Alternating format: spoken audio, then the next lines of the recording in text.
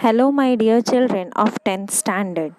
Now in this video we'll study chapter number 6, The 100 Dresses part 2 from your first flight book, which is written by Alboser Esther.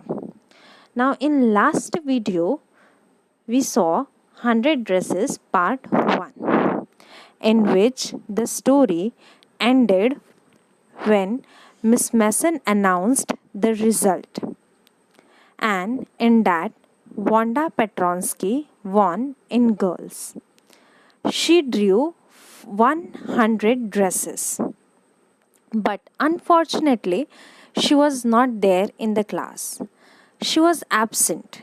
Now, further what happened in the story that we'll see in this video. So, the story goes. As when everybody was praising Wanda's art and drawings of 100 dresses drawn by her, a notice from the principal came. Everybody was asked to assemble. Miss Mason announced that she had a letter from Wanda's father and she would read it loudly before the class. Miss Mason read the letter in which Mr. Petronsky, Wanda's father, told about Wanda's absence and informed that she was leaving the school because she was fed up of all the bullying that was going on. He informed that his family was going to settle in a big city where people are not going to laugh or tease them for their name, which everyone considered funny. The letter had an immediate effect. A deep silence prevailed in the room.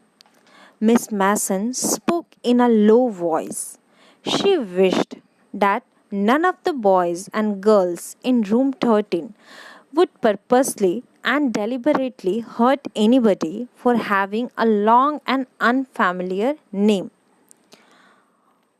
What was said in thoughtlessness. It was a very unfortunate and sad things that Wanda had to face such a situation.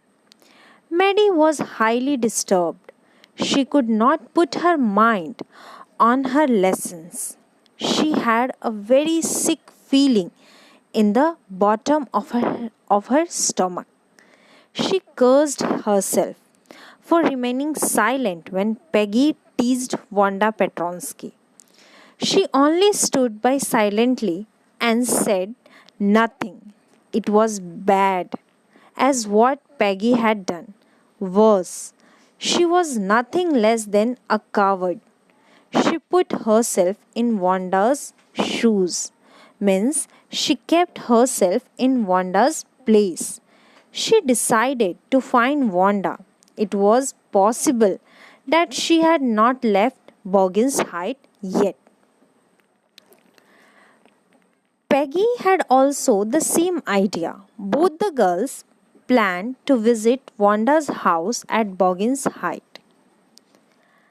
The two girls set out for Boggin's Heights, the place where Wanda Petronsky used to live. Peggy felt that she never called Wanda a foreigner and made fun of her name. She thought that Wanda was too dumb. She praised her drawing skills. At last, they reached Wanda's house. It was a little house with a shabby but clean courtyard. Shabby means old. They knocked firmly on the door but got no answer. The Petronsky had gone. Peggy said that if she had not asked Wanda about all her dresses, she would have no ideas for her drawings. She might not have won the contest either. Maddie thought about Wanda's blue dress and the little house she had lived in. She reached an important conclusion. She was not going to stand by and say nothing again. She would never forgive anyone insulting others because they were funny looking or hard, strange names. She would stand up and speak up. She would oppose injustice even if it meant losing Peggy's friendship. Peggy and Maddie decided to write a letter to Wanda. They wrote, how pretty her drawing were. They asked her if she liked her new place and her new teacher. They wanted to feel sorry, but they ended up with writing just a friendly letter. On the last day of school before Christmas holidays, Miss Mason received a letter.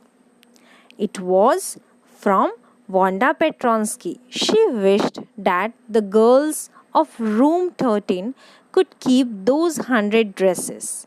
She had a new 100 dresses in her new house.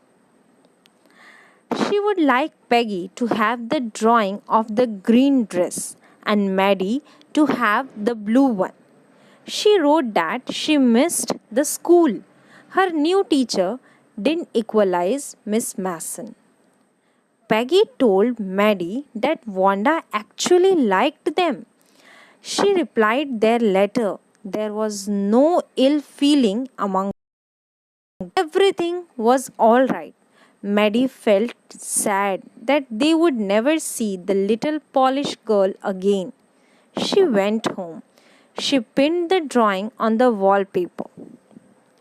Now, what happened? Tears blurred her eyes. She looked intently and found that the face and head of the drawing looked like her. Excitedly, she ran over to Peggy. She showed Peggy her picture. The head and face of her picture also did look like Peggy. Peggy replied that Wanda must have really liked them. So, my dear students, this was the summary of chapter number 6, The 100 Dresses, part 2. Thank you.